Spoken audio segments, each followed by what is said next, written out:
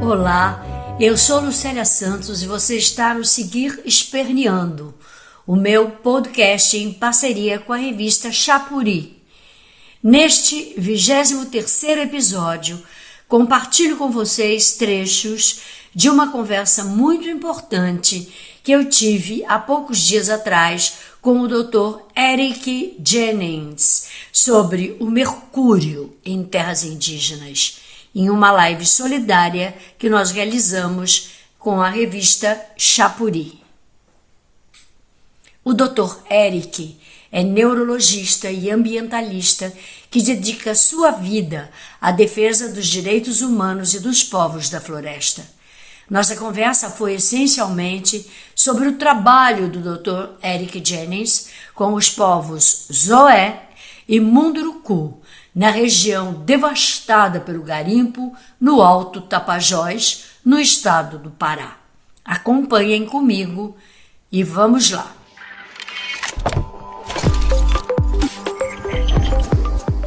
Então, Eric, eu já abro imediatamente a palavra a você, para que você possa nos dar assim, uma ideia global da situação dos povos que você visita e dos povos com quem você está trabalhando nesse momento.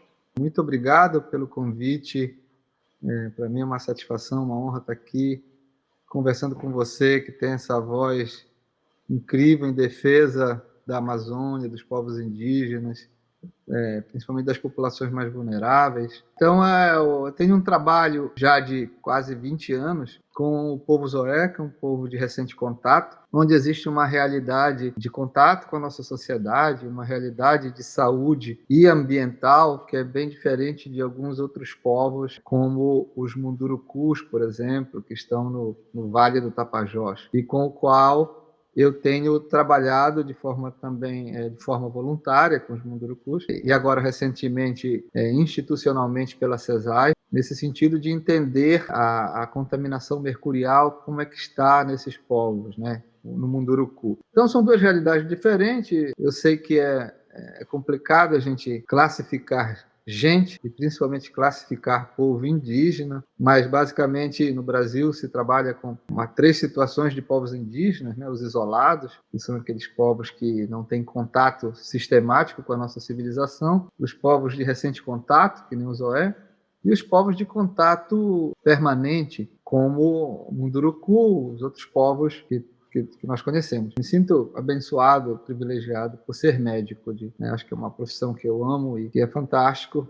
E um privilégio mais ainda de poder trabalhar com um povo de recente contato, que nem o Zoé, e poder também estar assistindo e tentando ajudar o povo Munduruku, que é um povo de contato permanente do Vale do Tapajós. A questão do mercúrio, a gente está ajudando no povo Munduruku. Eles nos solicitaram em 2019 que nós fôssemos em área para tentar entender como é que estava essa situação, se havia contaminação, se não havia, como é que estava essa questão. Entendendo que isso, vários estudos já apontavam para uma contaminação mercurial dos peixes e dos cabelos de alguns desses indígenas já há 25, 30 anos atrás. Mas a gente tinha uma carência de estudos, isso o próprio povo Munduruku entendeu, alguns estudos ou acompanhamento médico mesmo que tentasse examinar as pessoas, que tentasse ver, se relacionar isso, essa contaminação mercurial com sinais e sintomas, se isso estava acontecendo. Então foi nesse contexto que a gente começou a trabalhar em 2019 no Alto Tapajós, em várias comunidades ali do rio Cururu, dos afluentes do Tapajós, lá em cima. E, coincidentemente, nessa mesma época, a Fiocruz estava estudando o Médio Tapajós. O meu trabalho no Alto Tapajós, ele começa não como uma pesquisa, mas sim como uma ajuda médica de um povo que solicitou alguém, né? E como eu sou da neurocirurgia e trabalhava com população indígena, foi a mim que eles solicitaram. Então, eu fui como um médico tentando entender isso, né? E assim, o que a gente tem encontrado, infelizmente, nesse nosso acompanhamento, que foi em 2019, é um alto índice de contaminação por mercúrio nas pessoas que nós examinamos no Alto Tapajós, pessoas do povo Munduruku. Isso realmente, os dados mostram que 99% das pessoas que nós examinamos e que nós examinamos o sangue, dosagem de mercúrio no sangue, 99% dessas pessoas estavam com mercúrio bem acima do aceitável.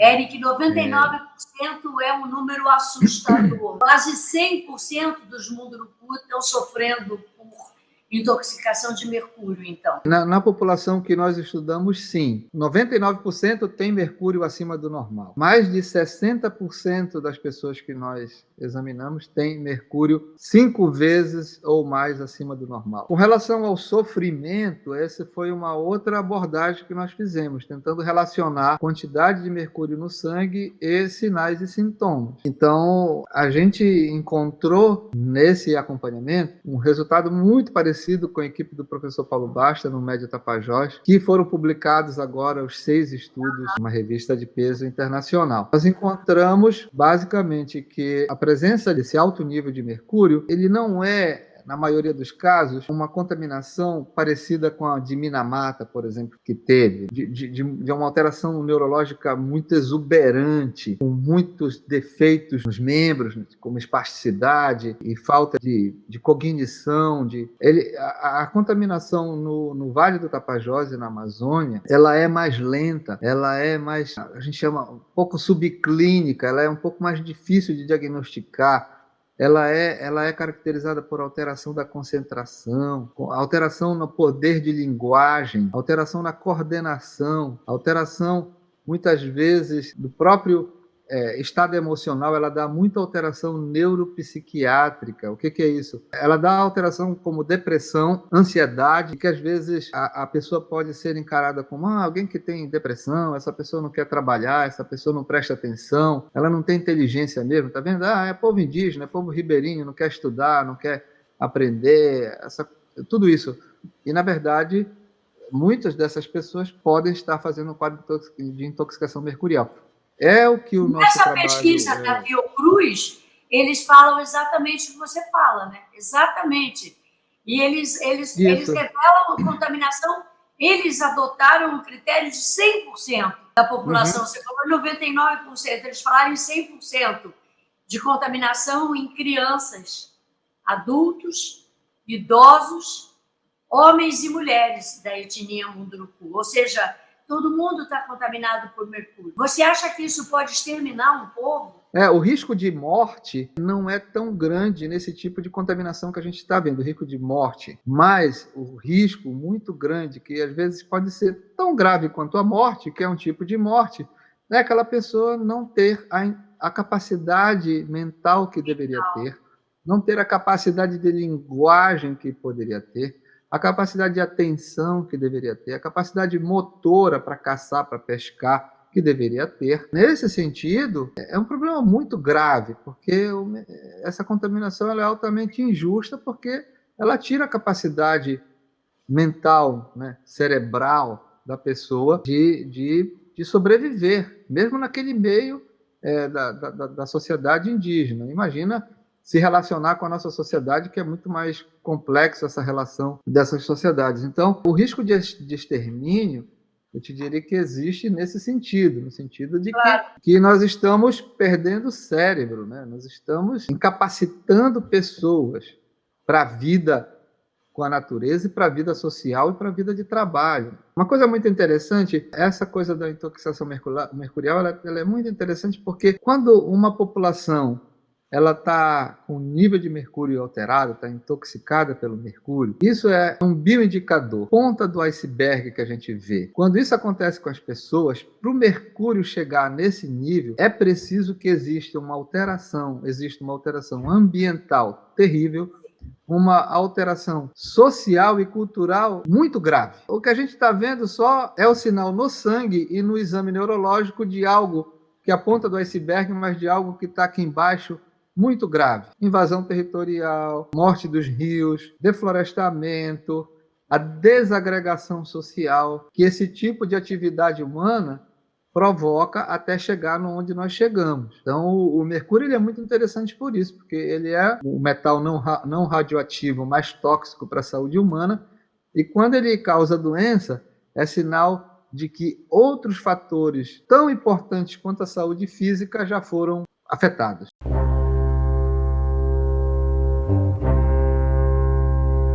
A destruição total, né, dos rios. Só no Pará, fala-se em 600 quilômetros de rios contaminados por mercúrio em 5 anos. É muito rápido e é muito violento. É o que você está falando, é muito violento. Já é uma invasão territorial, é uma invasão cultural, é uma invasão da saúde dos povos. É muito dramático o quadro, né, Eric? Sim, porque isso não é uma questão que diz respeito só aos povos indígenas, não. A contaminação mercurial na Amazônia ela é difusa, ela afeta você que está em São Paulo, no Rio, em Curitiba, ela vai afetar.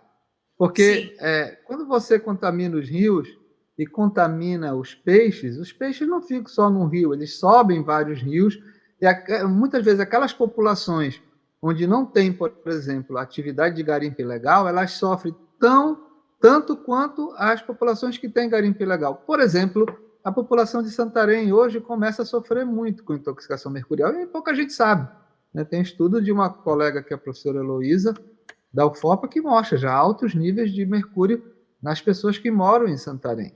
Uau! E o ciclo biogeoquímico do mercúrio, ele acaba, com o tempo, sendo uma contaminação difusa.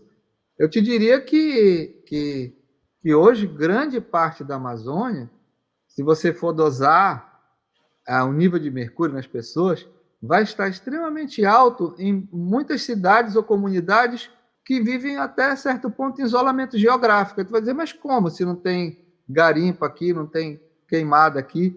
É porque é uma questão difusa. O mercúrio, quando ele é queimado, ele vai para as nuvens e cai em forma, junto com a chuva, em outros lagos e em represas, etc. Né? A própria queima da biomassa produz mercúrio. E os rios também contaminados, os cardumes de peixe, eles circulam. Então, isso também é outro ponto muito injusto da contaminação mercurial, porque populações que não têm nada a ver com essas áreas que estão sendo degradadas desse jeito, elas sofrem. Que perigo! A pessoa pode estar comendo peixe contaminado sem saber que está se contaminando por mercúrio. Isso você pensar em Mariana, no acidente de Mariana, as águas foram andando, as águas contaminadas, as águas barrentas, elas circulam, elas se movem. E isso vai sendo arrastado para distâncias bem... Muita gente pode sofrer com essa contaminação, é o que você bem diz. Não só quem está ali perto e próximo ao garimpo, mas isso anda adiante.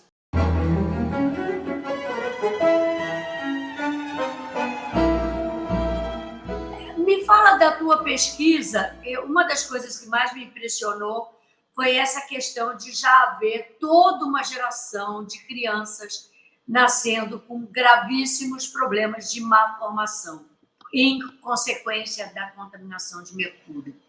Porque isso é um ponto muito dramático. Eu acho que essas informações reunidas é que a gente tem que ter para saber que caminhos trilhar para poder trabalhar um pouco em defesa de que essas pessoas não sofram tanto, não passem por isso, não sejam obrigadas a passar por isso.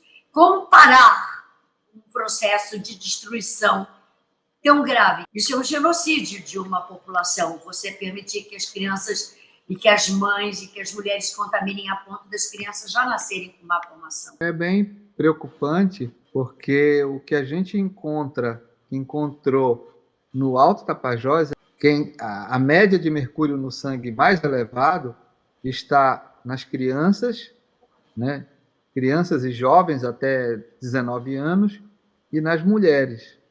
Essas são as duas faixas etárias e o sexo mais acometido. O mercúrio ele tem uma capacidade de atravessar a barreira da placenta e causar malformação na formação do cérebro intraútero. Como ele tem capacidade de atravessar a barreira hematocefálica. Então, ele é perigoso por isso, porque no processo de formação do feto, ele altera a formação do cérebro. O que a gente está avaliando é que na população munduruku, e também algumas outras populações que a gente já começa a ver aqui próximo a Santarém, nessas cidades menores, e mesmo aqui na minha cidade, mas na população munduruku é muito evidente, são muitas crianças com uma lesão cerebral grave, que elas não conseguem falar, elas não conseguem andar, elas não conseguem se alimentar.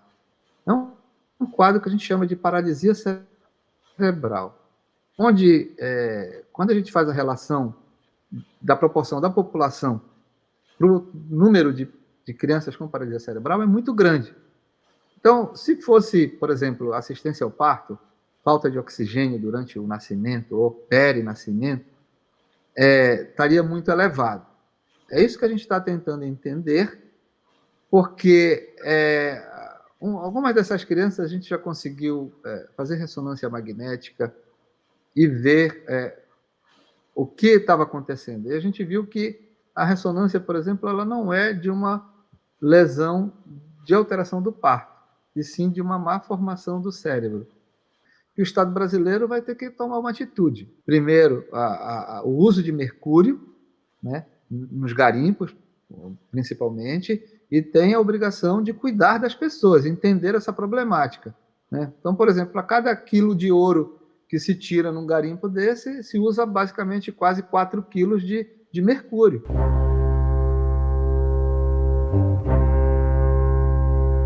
Que idade tem essas crianças que estão sofrendo, essas que você está observando, essas, inclusive, que já vieram a óbito, essas que você está acompanhando e clamando para que elas possam ser atendidas de uma forma conveniente, adequada, na perspectiva de se fazer mesmo o tratamento como deve ser feito?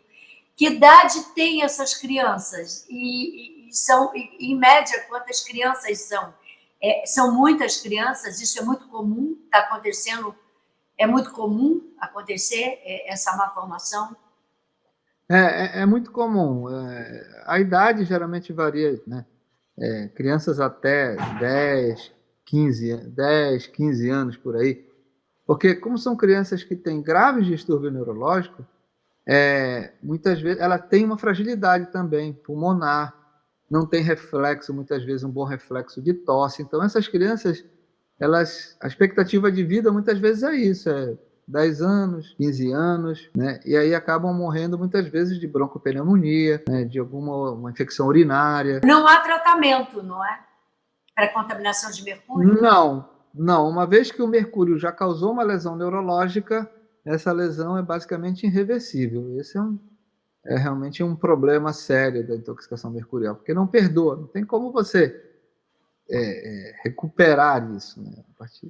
Quando você tem lesão, é irreversível. Isso é um problema sério, realmente. O que eu acredito também é que não existe uma compreensão a fundo, uma compreensão profunda que permita se conversar e que permita a gente discutir modelos de desenvolvimento que possam melhorar a vida de outras pessoas. Então, essa falta de compreensão do que é a Amazônia, e a falta de política clara do que a gente quer para a Amazônia também, né? É multifatorial, mas são esses fatores que eu te diria que é responsável por tudo que está aí. Nós deixamos isso acontecer.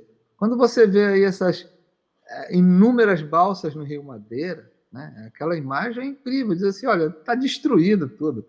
Eu vou te dizer, aqui o Tapajós, as pessoas adoram o Alter do Chão, né? O rio Tapajós é lindo, mas o Tapajós morreu. O Tapajós está morto. Se não tiver recuperação do Tapajós, daqui a 2 anos, 1 ano, a lama do garimpo está aqui na frente de Alter do Chão. Se você for sobrevoar agora, a lama do garimpo está a 40 quilômetros de Alter do Chão. Esse tipo de problema vem de 3 décadas, no mínimo, para cá. E a gente não tem feito nada. Então, é preciso, seja quem for que esteja no poder, realmente assumir essa problemática de tentar ajudar as pessoas e também o meio ambiente, porque, assim, e a própria ajudar o país, porque você regulamentando essas atividades, e existem conhecimentos hoje disponíveis para que você possa tirar esse ouro sem matar o rio, sem jogar mercúrio no rio, sem contaminar as pessoas. É possível você explorar o ouro sem causar esse dano ambiental incrível e principalmente o dano social. Isso está aí, é só vontade política que falta para que isso seja realmente colocado adiante.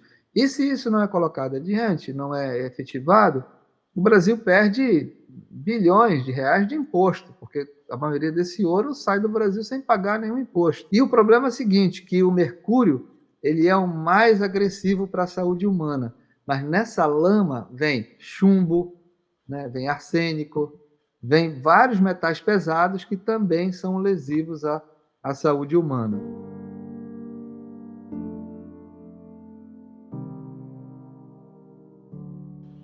Tem salvação, Eric? Há alguma coisa muito prática a ser feita imediatamente em salvação e proteção aos rios e, consequentemente, Sim. a todos nós, aos humanos?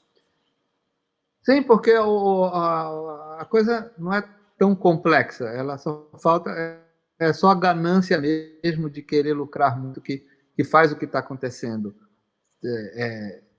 Se você não coloca esse rejeito, né, da lama que você provoca ali nos rios e nos igarapés, isso, se você der um tempo para essa bacia e para esse rio, assim, menos de 5 anos essas águas voltam a uma turbidez quase que normal.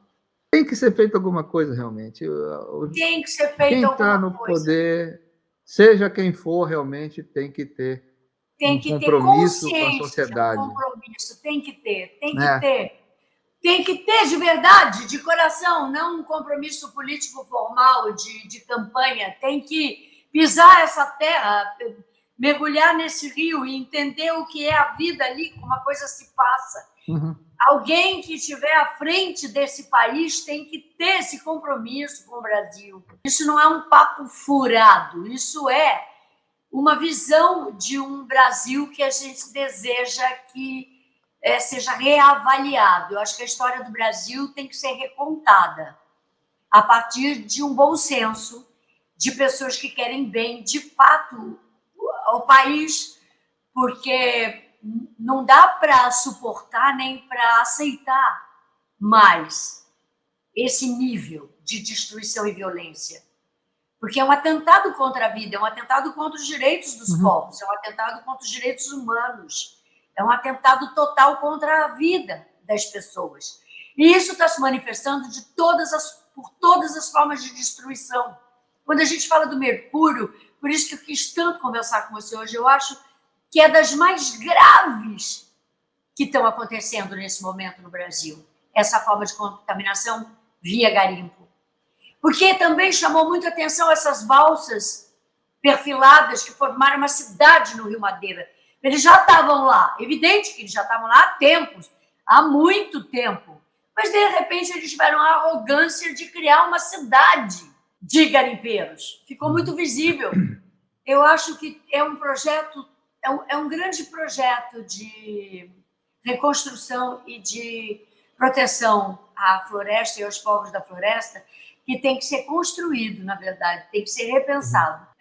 Tudo isso tem que ser discutido e repensado, tudo tem que haver uma ação forte. Não é possível a gente penalizar populações como aqui da Amazônia, que dependem do peixe para sobreviver, por exemplo, e a gente transformar o peixe, que era aqui, né, um dos alimentos que mais protegia o coração de infarto, de doenças do coração, mas que hoje ele causa intoxicação mercurial. Quer dizer, como é que eu vou dizer para as pessoas pararem de comer peixe na Amazônia? Né? A gente criou uma segurança alimentar muito grande nessas pessoas. Algo precisa ser feito. Né? Essa questão também, as pessoas contaminadas por mercúrio, as mães que amamentam, a glândula mamária, ela é uma fábrica também, ela pega o mercúrio do corpo e joga no leite. Então, proporcionalmente, o mercúrio que está no leite da mãe que amamenta é muito maior do que está no corpo dela. E isso joga para a criança também. Então, olha que injustiça isso. A gente transforma 2 alimentos incríveis, que é o peixe e o leite materno, em 2 fontes de contaminação e de doença. Isso precisa ser mudado, né? Urgentemente. Eric, olha, eu vou pedir a você para fazer considerações assim finais, no sentido da gente ir encerrando a live. E eu quero novamente te agradecer imensamente de todo o meu coração por todo o teu trabalho, por toda a tua grandeza e generosidade em compartilhar o teu conhecimento e a tua experiência presencial na Amazônia conosco essa noite e tudo que você vem fazendo pelos povos indígenas, né? Porque você faz mais do que o Estado. E a gente também tem que inverter essa ordem de coisas. Claro que é bacana uma pessoa voluntária com essa sua capacidade de luta, essa sua garra e talento em ação, mas o Estado brasileiro tem que se comprometer. Tem que se comprometer, essa situação tem que ser revertida. Tem que haver uma mudança de valores, uma mudança de ideias no Brasil. Onde, é isso que eu falo sempre em todos os lugares que eu vou, a Amazônia deverá ser o protagonista. O Brasil começa a partir da Amazônia, é como eu vejo. Eu acho que no momento em que o clima está se discutindo no planeta, é evidente que o protagonista é a Amazônia. Evidente por razões lógicas, por razões físicas, biológicas, por razões... Só que isso tudo tem que ser explicado à população brasileira. Porque eu acho que as pessoas que estão no Rio, em São Paulo, nos shoppings, não entenderam, não caiu a ficha sobre o que acontece no Tapajós, no Madeira, no Amazonas, no Solimões, no Juruá, e por aí vai, no Rio Gregório, e onde o Brasil acontece na Amazônia. Então, isso não depende de pessoas como você, como eu, estarmos repetindo diariamente para tentar alcançar alguma audiência. Isso importa que o Estado brasileiro incorpore como metodologia de governança. É isso que eu vejo.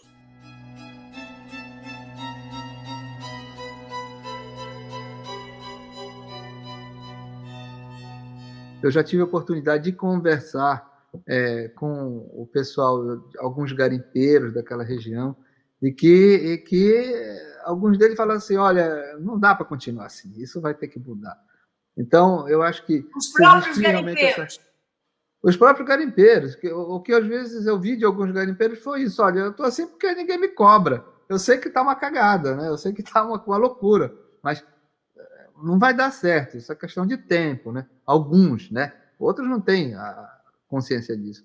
Então, eu sou otimista disso. Se a sociedade se organizar e houver essa cobrança que você falou, né? De um compromisso, né? E aí tá as eleições, né? Aí tá as eleições, de ganhe quem ganhar, de ter um compromisso de cuidar disso, de não deixar essa coisa, né, o que está acontecendo, né? De tentar recuperar isso.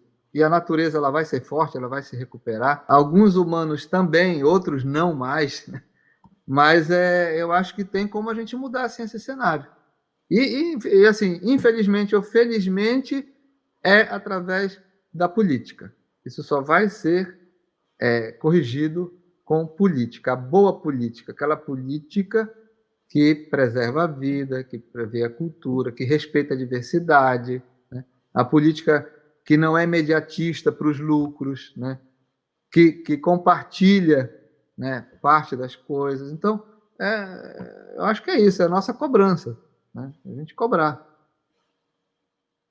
É isso, Eric. Teremos muito trabalho pela frente.